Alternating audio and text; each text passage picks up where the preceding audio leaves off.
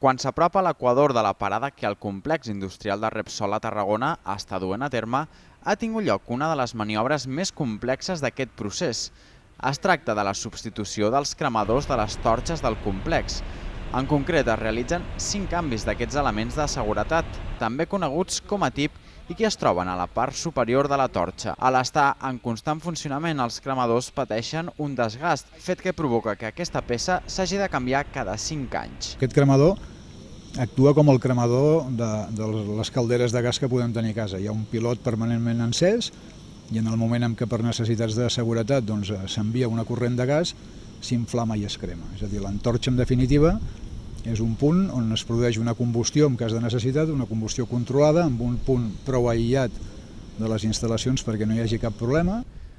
Es tracta d'uns treballs molt complexes, ja que es realitzen a una alçada de 100 metres i és necessària la participació de 2 grues de grans dimensions. Les torxes són un dels elements de seguretat activa del complex industrial.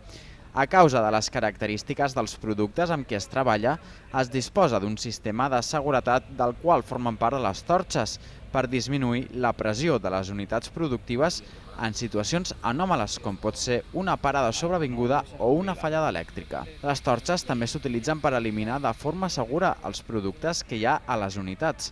D'aquesta manera, les unitats queden buides i el personal pot treballar amb total seguretat. El cost del canvi dels 5 cremadors és d'1,5 milió d'euros.